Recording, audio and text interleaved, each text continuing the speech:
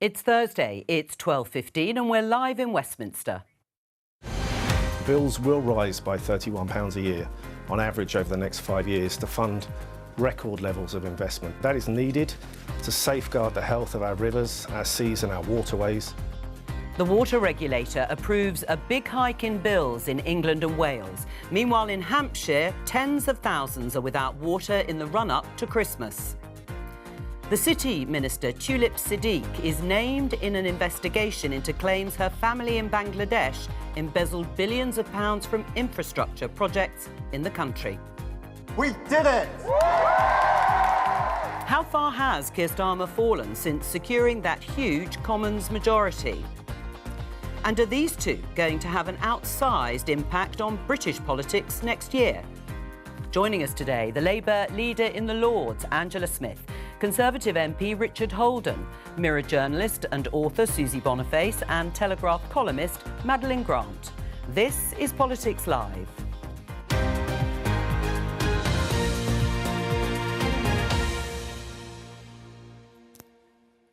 Hello and welcome. Let's start with the story that came last in the headlines. And here are some of the newspapers covering it. Starmer urged to change donation rules amid talk of Musk bankrolling reform in The Guardian. This is how the FT is covering the story of Elon Musk and Donald Trump. Senior Tory urges Elon Musk not to back Reform UK. Andrew Griffith showers praise on Tesla billionaire before asking him to also consider the Conservatives. And finally, this is how it's being covered in the Daily Telegraph. Starmer's chief of staff secretly visited US to woo Trump. Morgan McSweeney sent on charm offensive to build bridges with incoming US president. My opening question to the panel, starting with you, Angela. Is US politics, and particularly Donald Trump and Elon Musk, going to have an outsized influence on politics here? Well, I think you've got two very different stories there. First, with any incoming government, obviously the government here is going to want a really good relationship with any government across the world. So that's part of that, and there's already been a number of meetings with the incoming government, as there was with the Biden administration before. But I think the issue about money in politics is a really interesting one. And I don't think we want to go the way of the US of having these sort of really, was it billions of pounds were spent on the last US election. Now, we said in our manifesto about something about donations and looking at this. What worries me, I think it would be extraordinary if a member of a foreign government was offering to bankroll any political party in the UK. Well, of course, you can't do that. Well, you can only do it through companies that are registered in the UK. And you're going to stop that happening, are you? Well, we're looking at all the rules around donations. I'm not saying what we're going to do. I'm not going to start predicting the next legislative programme. No. I do find it quite extraordinary, though, if the Conservative Party's response to this of millions going to reform is to say, oh, no, give us some of the money instead. But I suppose, at the same time, it would be interesting, let's put it that way, as a member of the Cabinet, if the Labour government decided to draw up rules that would stop a donation coming via, let's say, for example, Elon Musk through Tesla or X here, just to stop it going to Reform or the Conservatives. You can't really have any legislation that's designed for one person or one circle and be completely wrong. But what you do need to do, and we committed in the manifesto, is to look at the rules around donations. All right. I actually want cleaner politics, but I don't think anybody wants to go down the route of having elections that are multi-million and billion-pounds elections. Well, except that it looks like the Conservatives do, Richard Holden. Sure. They're very happy to try and woo, to use some of the words in those headlines, Elon Musk and say, look at us for your donation. Look, well, Elon's a international businessman. He's been very successful. I don't know what he's planning on doing. But would you welcome it? Well, look, if he's going to donate money, then it has to come through proper channels, and obviously we have really strict rules about it in the UK. And I was obviously party chairman when we looked at getting donations in. You'd have liked a donation from Elon Musk, wouldn't you, when you were chairman of the party? But honestly, there are really strict rules about companies have to be trading in the UK. Of course. And the boards have to approve them if it's a company rather than individual. Right. So there's no way that Elon Musk personally, at this moment in time, could donate money to... No, but would you welcome it in the way Andrew Griffith, who is a shadow minister for the Conservatives, would you welcome a donation from Elon Musk through all the legal channels? Well, if Tesla in the UK wanted to make a donation to the Conservative Party and it was fully legal and making all of that, then that'd be fine with me. I think the issue, I think more broadly, is who do we want and how do we want to fund our politics? We can either go down a line of either it's funded by private individuals, or we go down a line of it's being funded by taxpayers. I think in the end, when opposition parties, we're in opposition now. Obviously, Angela was in opposition until recently. Got short money and Cranbourne money in the Lords to help support some of the opposition parties with that because of the way that the government is supported. But I think beyond that, it's also incumbent on parties to actually raise their own funds as well. I think, to be brutally honest, we need to get out there and massively expand, learn a lot of the lessons from the last few years, massively expand our donor base, and that's not really about Elon Musk or anybody else. What it's really about is getting a broad base of support right across the country and trying to raise that money alongside raising support. It's always fraught, this issue about how politics is funded, rightly so. Do you think US politics, particularly the incoming president and Elon Musk, will be part of the inner circle? Might they have an outsized influence on politics here? I don't think any foreign citizen should be funding, directly or indirectly, via a network of companies, politics in this country. I think that is foreign interference, and I think fundamentally their interests will lie outside this country, and to be funding a political party inside this country, even if it is via a company, is going to be foreign interference, and I'm astonished that a former chairman of the Conservative Party thinks that's fine. No, but the second thing, I don't. You said you would welcome a donation from Musk. No, I did not say that. I specifically did not say we could welcome a donation from Elon Musk because he's not a UK citizen. However, if you said via his companies, you said via Tesla. Let me be very clear. No. If there is a company in the UK which is trading, whether that's and I'd be very interested to know. Let's have a dig into Labour. If any companies owned by let me finish the point I'm making. I don't know. We'll have to find out.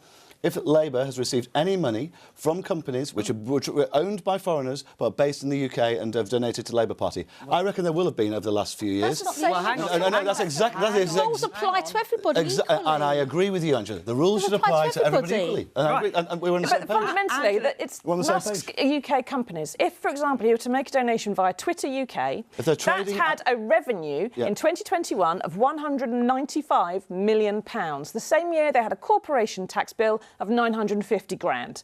They are plainly not being taxed properly on any revenue they have in this country. Now, if that company was to make a donation to any political party, it should be in proportion to the tax that it pays in this country. And if it wishes to donate, it must be properly operating in this country. Someone that's only paying 1%. Susie, I don't think we disagree. I think obviously it should be properly operating in this country within the rules. Just before I come to Madeleine, Angela, would you like to see a cap on donations, so on the amount, and the rules tightened up so you couldn't use companies based here, even if you were a foreign citizen?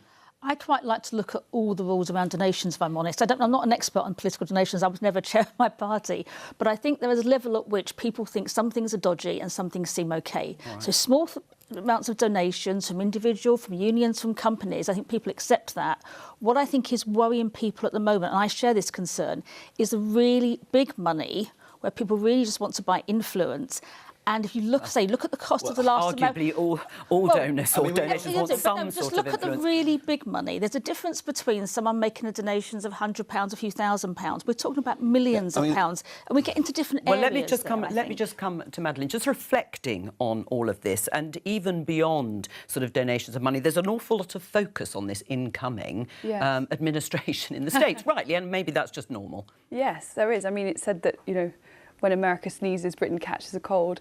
I mean, I think that when it comes to things looking and feeling a bit dodgy, I think that the timing of making a big sweeping change right before a possible large-scale donation comes flooding in to the Reform Party, I'm not sure if that would necessarily pass the smell test to people, because, we all know that a vast amount of money has been flooding into the establishment parties for a very, very long time. And I think if they were to change the rules like right before, or to seem to be retroactively changing the rules, then this would really add to, I don't know, I don't think anyone's suggesting Well, I mean, relatively access to the rules. What we said in our manifesto, changing it because there's a big donation. And I said that I think that would be completely wrong to make any rules or any new laws about one donation or one particular issue. But the Chief Executive of the Electoral Commission has said that it is time to protect the electoral system from foreign interference, and rules around donations to political parties need to. I think that's the thing to be looked at. Yes. And the IPPR, the think tank, has suggested that they should make this change pretty much immediately, I think,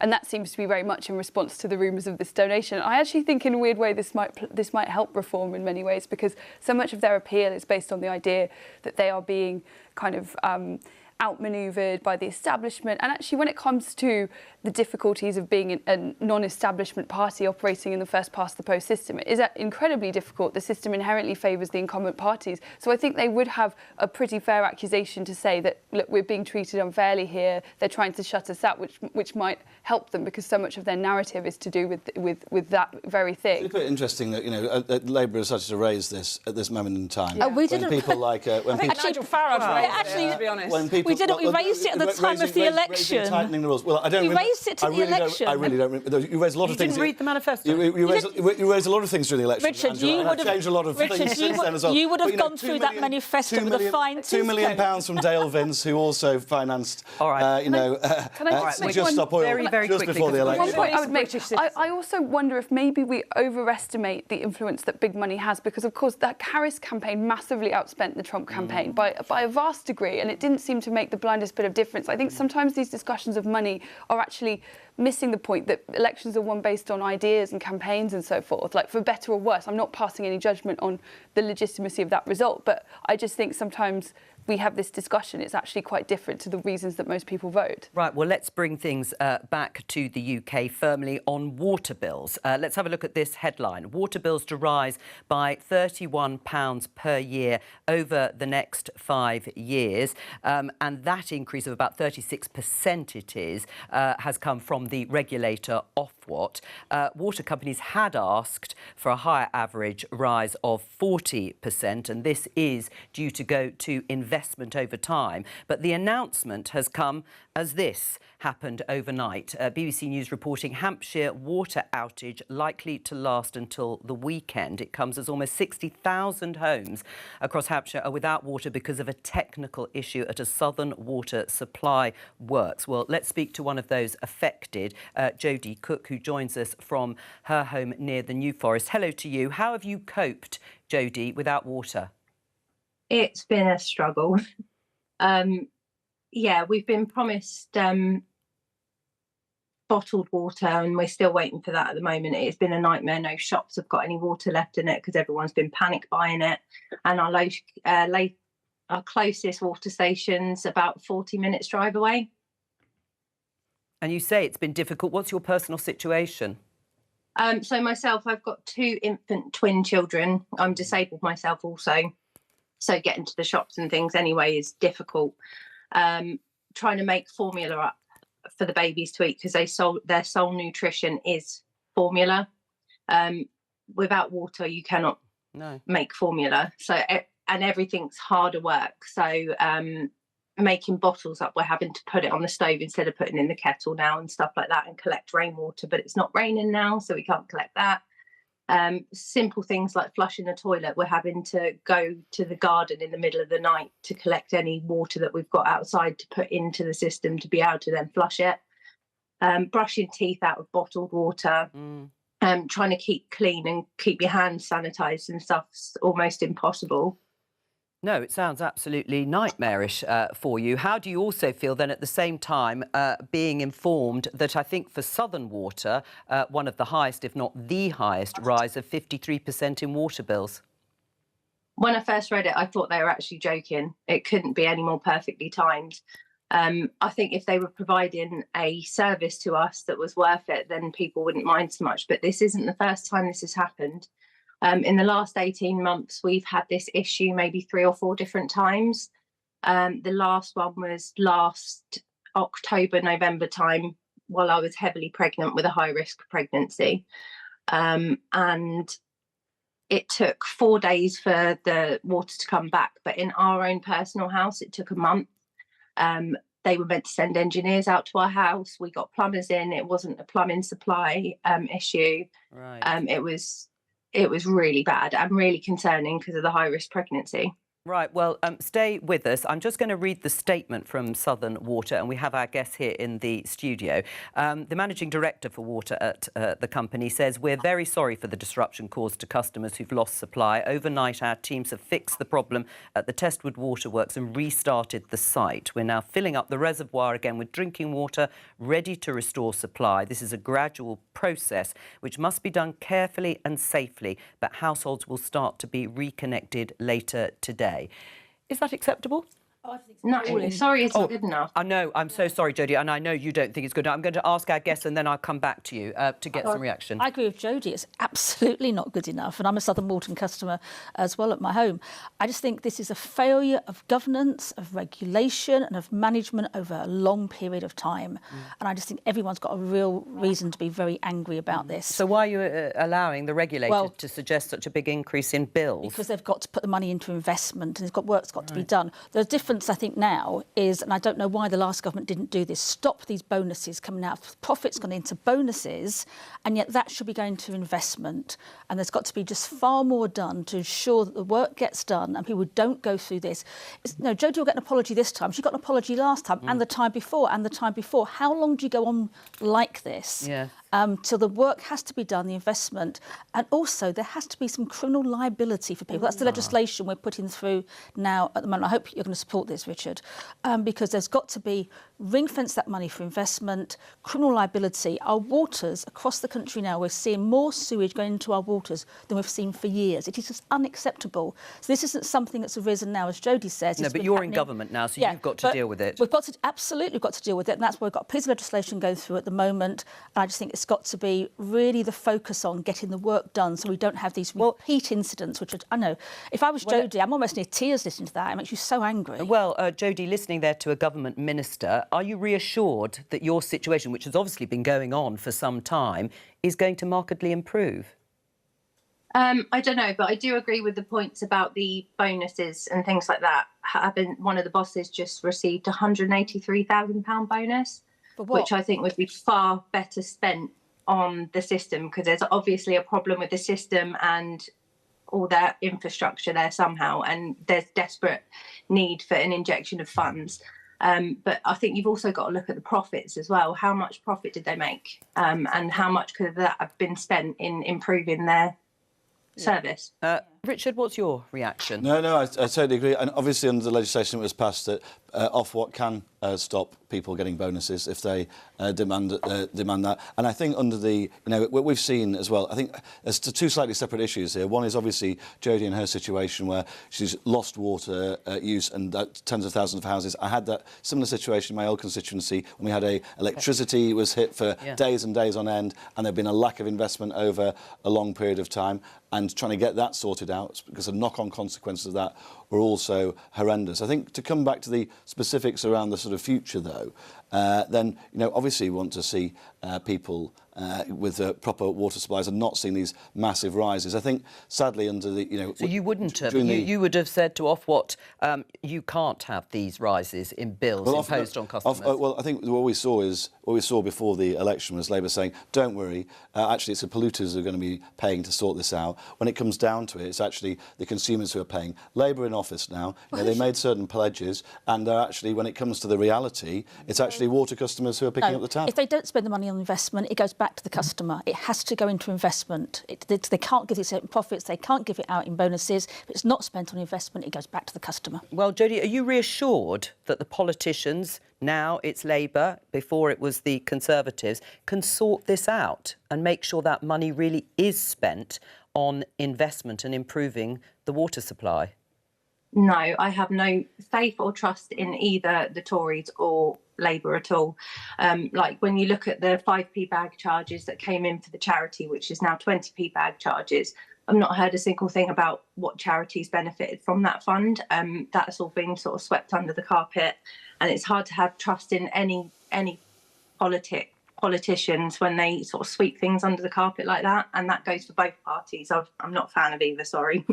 No, don't apologise. Jodie Cook, thank you very much for joining us. Just to pick up with you and Madeleine about the bonuses and about dividends. Southern Water say they haven't paid a dividend to shareholders since 2017. The current plan until 29/30 allows for a dividend of 2% in excess of £400 million, but will stay in the company for investment.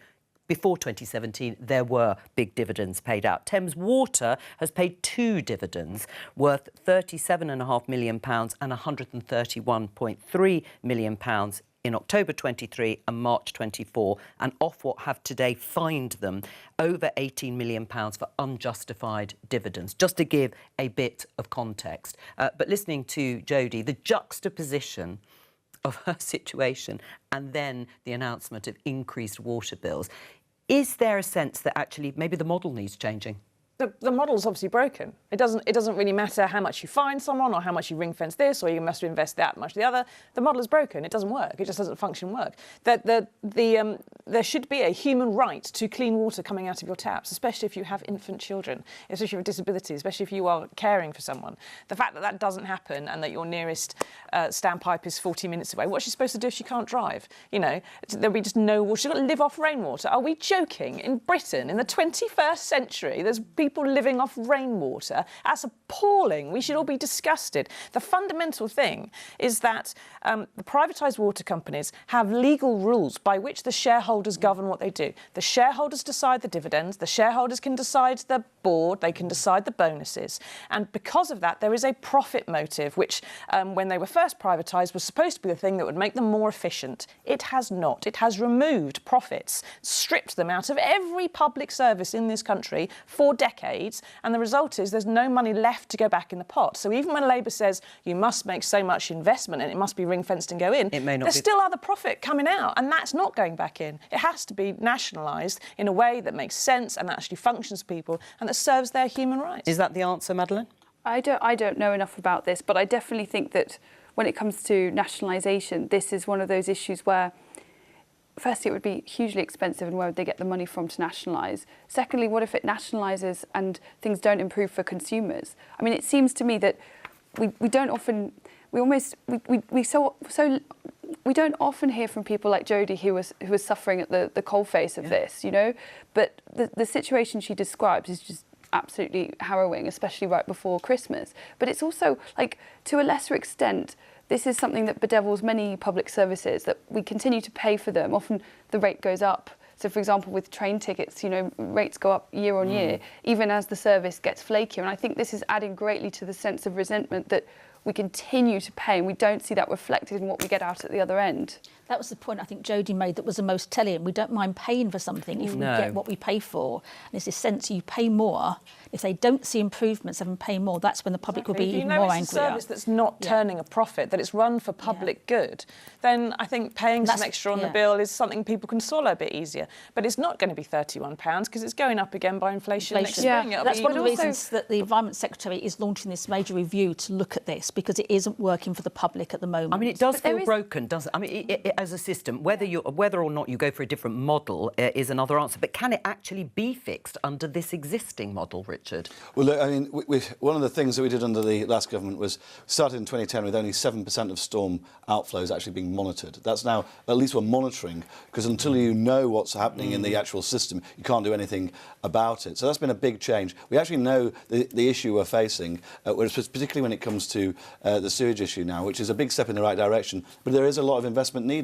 And it's right that the regulators are, you know, water regulators are pretty strong compared to a lot of the others, and they need to hold them to account. I'm glad they've been fined, you know, £18 million for paying these dividends when they shouldn't have been doing. But the truth is, they shouldn't be paying them in the first place. They shouldn't be getting fined, and the money should be going into the infrastructure. So hopefully you'll support the bill on the bonuses issue, on the criminal liability. That would be really helpful of moving this forward. The fact is that most of our water system was built by the Victorians. Well, it hasn't been properly maintained since then. If the Victorians were capable of making it a public health project and doing it properly on a national basis, there's no reason that we can't do the same. Madeleine, finally. I mean, did the government do that, or was that also a fair amount of private individual involvement? I mean, I don't know, but I suspect that an awful lot of the Victorians were built with private investment. And actually, local companies, there were smaller companies. Companies But I'm just saying that some of the kind of the golden eras of, for example, rail, and I need to know more about the sewage networks, but I don't know that Joseph Bazalgette was sort of funded exclusively the need by the has expanded as well. Well, that is true. And also, frankly, the other question is, like, do you trust the government to run things well? Are they competent enough? I'm not sure that we've had great evidence of government competency over recent years. Well, let's leave it there, because Bank of England have held interest rates at 4.75%. There had been an expectation until the latest inflation figures came out this week that they might be cut. But that's it. They are held at 4.75%. Now, the City Minister, you will have heard about this story again in the headlines, Tulip Siddiq, is named in an investigation into claims her family in Bangladesh embezzled up to £3.9 billion from infrastructure projects. Let's talk to the BBC's political correspondent, Jo Pike. Jo, give us the background. Well, Jo, I think the key fact here is that Tulip Siddiq's aunt is Sheikh Hasina, the former Prime Minister of Bangladesh, who fled that country earlier this year after ruling it for around 2 decades. She was widely seen as an autocrat who clamped down on dissent, and since she left office, there have been various allegations against her. Now, though, Tulip Siddiq has been named as part of a wider anti-corruption investigation. This Labour MP and Minister is alleged to have brokered an infrastructure deal with Russia in 2013 for an infrastructure project, a new nuclear power plant. We should say that Tulip Siddiq was pictured alongside her aunt and Vladimir Putin back in 2013, but at the time Labour said that she was there as a family member of the then Prime Minister, not part of any official delegation. One challenge, though, Jo, with all of this is that as City Minister, Tulip Siddiq is responsible for trying to tackle economic crime, money laundering and illicit finance. What has Tulip Siddiq said herself?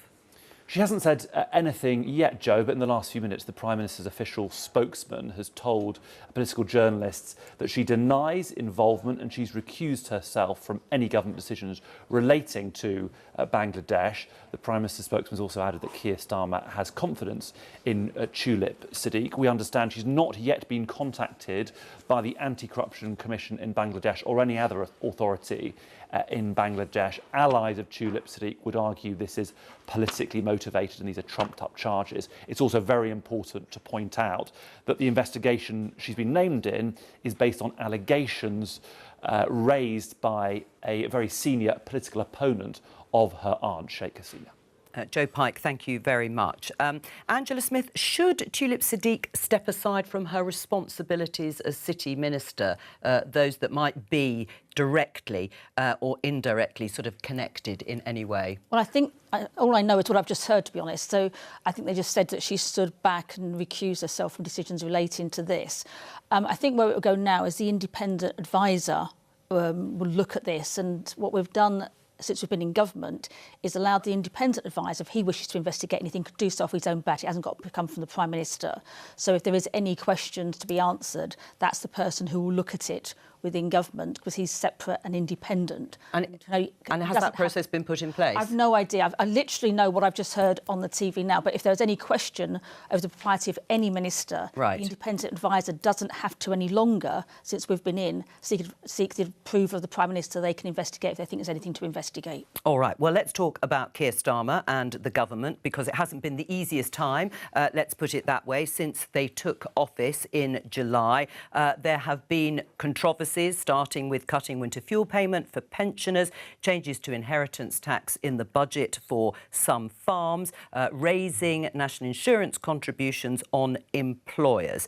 And we're going to have a look at the poll ratings in just a moment, because we're going to introduce Jane Green, Director of the Nuffield Politics Research Centre at Oxford University. Welcome to you, Jane. If we just have a look here at the polling, you can see very clearly Starmer there in the red line drops dramatically from July through to September, and there's a little bit more of a pick-up. Ed Davey there, the most popular as it currently stands. But what's driving, Jane, the drop in Starmer's approval rating?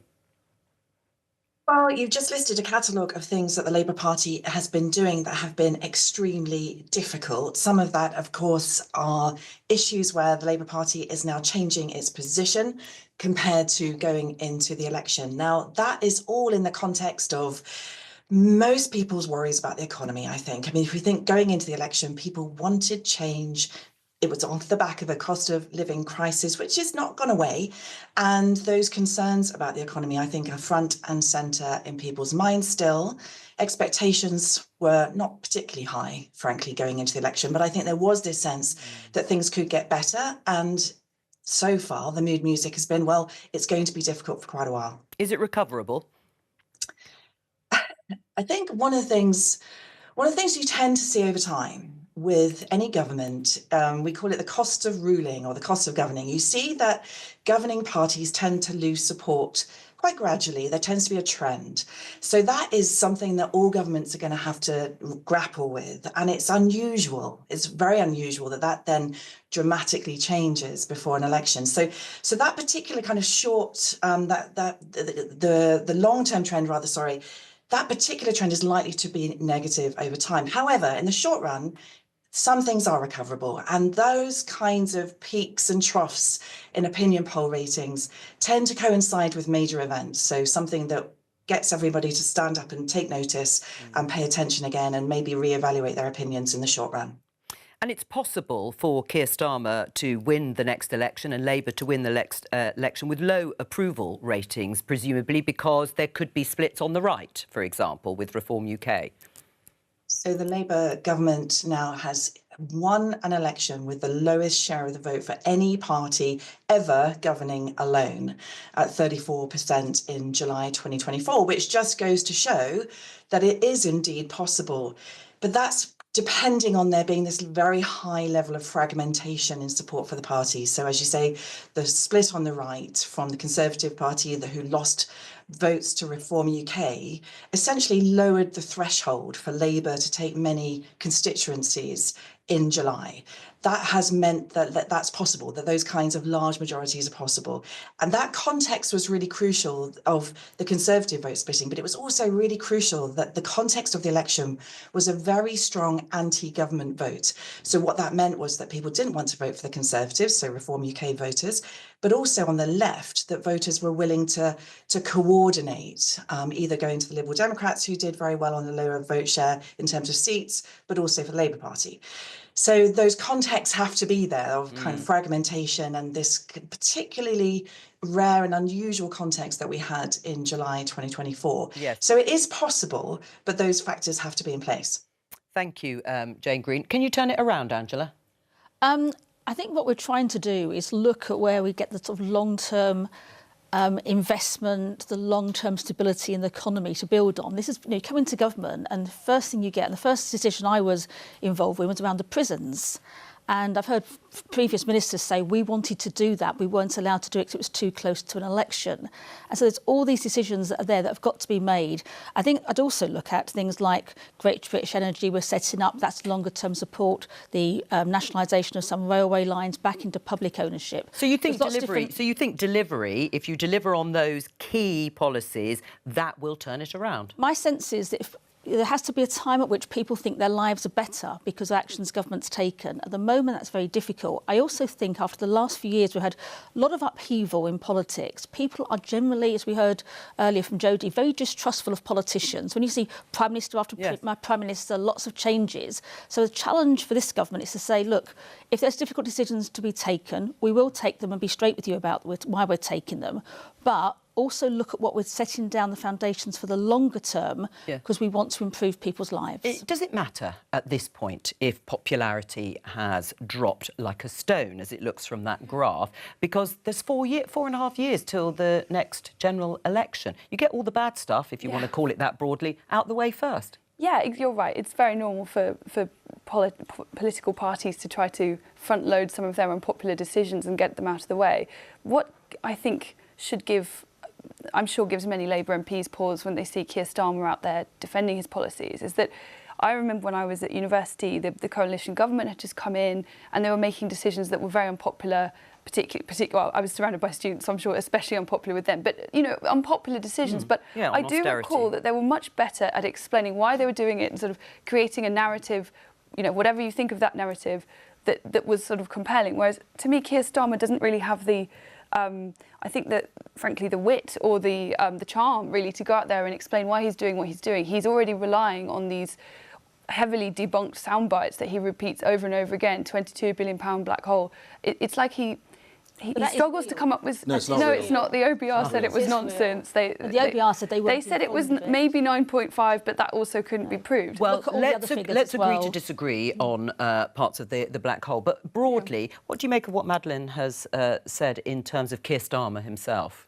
I think the messaging, I think she's right, I think the messaging is being absolutely appalling, and there are better ways of selling even the bad news at this stage than has been done. The messaging has been bad under Sue Gray and it's bad under Morgan McSweeney. It has not picked up, and it needs to, because I think there's going to be a lot of people who, regardless of whether there is some kind of recovery by the time of the next election, they're going to feel a sense of betrayal. The narrative that Madeleine mentioned that has been building, and which Starmer's weak messaging has allowed to build, is that we will change our minds, we will turn our back, we will let you down. And whether or not that is the truth that will be felt at the next election. It's what a lot of people are going to be remembering. The WASPy women who were told yesterday they weren't getting any compensation, a lot of them are poorer, a lot of them are less well off, and a lot of them are still going to be around and voting at the next election. They should be Labour voters. They have put a lot of faith in Labour up till now, and they feel a great sense of betrayal, as do those pensioners who lost their winter fuel payments. Those are the kind of things you don't recover from. I think you're absolutely right. And also that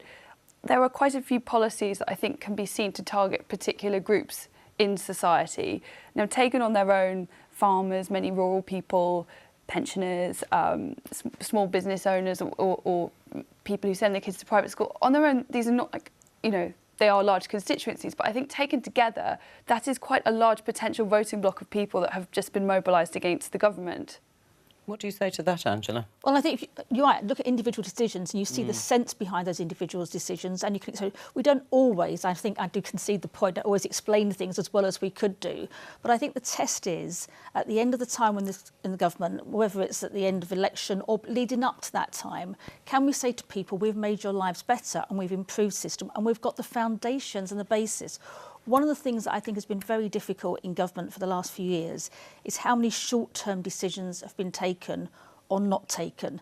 So, for example, the right decision was taken on the Post Office Horizon scandal to pay compensation. The right decision was taken on the infected blood scandal, but no money is put aside for those. And so then when you have to find the money for that, rightly, then we don't expect, and you haven't got money for other things. No, but just briefly on your... I understand. Yeah. We're going to talk a little bit about compensation and fairness, but on the messaging and on the communicating, as you say, it hasn't been as good as it could have been. But lean into that a little bit more, Angela. Why hasn't it been better? You know, there's no sort of narrative, hasn't been, to explain the decisions that Labour have made in government. Well, there has been, but it hasn't caught on in the way I would like it to. And also, sometimes you're explaining a difficult decision. If people are unhappy about a decision, whatever you say isn't going to please them. But I come back to the core thing is, are the measures we're taking, if you look at the longer term things we're taking, I mentioned rail, I've mentioned GB Energy, you look at crime, you look at all those issues, are the measures we're taking going to improve people's lives?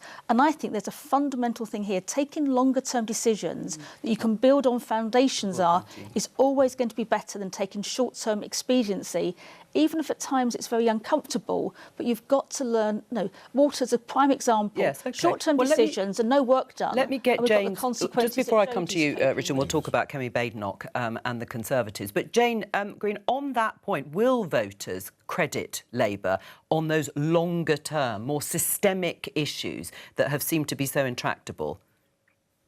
One of the things that we see in our research over some time, actually, is that voters tend to focus or notice more negative news than they do positive news, which is one of the reasons you tend to see governments lose support over time, because essentially those things accumulate, the negatives accumulate more than the positives. So it's really difficult, actually, to get credit in politics. Now, that doesn't mean it's impossible, but it does speak to those issues of narrative and explanation and people seeing that, you know, whatever's changing is changing because because of the decisions of a government. Now, I think the other thing that we have to bear in mind is that politics has been unusually volatile. Certainly in terms of switching in recent elections, not so much actually 2017, 2019, but certainly the last one and then before that. And one of the reasons that are kind of driving the volatility is the lack of trust and so on, but it's also these major shocks that come in and really change the story. And, you know, when we think about the next 4.5 years, we're very likely to see something massive that we can't see coming around the corner yet. And that is the kind of thing that is going to change the dial. It's going to be the thing that people notice. We don't know if that's going to be good or bad for the government, of course. Well, it could be completely different. Yeah, well, let me come to Richard, because if we go back to the graph, even if we don't show it, you can see that Sunak first, but then when Kemi Badenoch comes in, she might be buoyed by those popularity ratings you can see there in the blue. Farage not far behind. How are you going to thwart off the threat from reform? Well, I think in this sort of broader context, just let's look at what's happened since the election. And what we've seen, I think, was the Labour Party promised a huge amount before the election, whether it came to pensioners or to... Can we answer the question, though? Let's not do the broad, because we've done quite a lot broad, but on this particular issue, should she be buoyed, and what about the risk I think there's a huge opportunity here, but I think the opportunity exists because of the way that the Labour Party has started to govern. Oh, right. I genuinely think that's where we are, whether it comes to the national insurance, which genuinely, I think, whatever Labour try and spin it as, is seen as a betrayal, whether it comes to the 10 million pensioners losing their winter fuel payment, I think that's seen as a betrayal. So this is just a reaction to the negatives of Labour issues. You've not won any support, you've only think we've lost support. I think actually also, just on a more broad point, actually, picking up what the Professor was saying, Angela also needs to acknowledge that between the 2019 general election and the 2024 general election, actually 500,000 fewer people voted for Labour. So actually, even Labour lost support between over the last period. No. All right. Well, very briefly, because I want to move on. But I think the biggest, but I think that's also true. But the bigger picture, and Angela mentioned it, is about the long term. And actually, it's on the front page of the Financial Times, which is out in front of me at the moment in the studio, and that's around the UK's borrowing rates.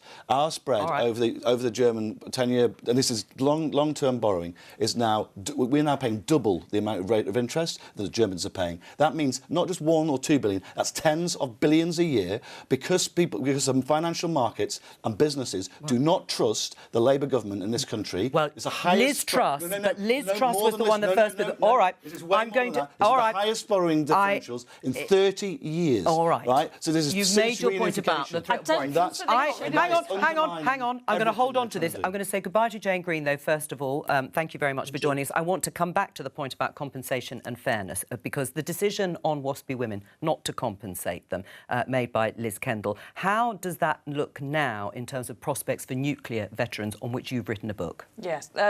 When he was in opposition, Keir Starmer met nuclear veterans and said, your campaign is our campaign. He said the 2019 manifesto promise that he had signed off on as a shadow cabinet member was the starting point of what would happen when they were in government.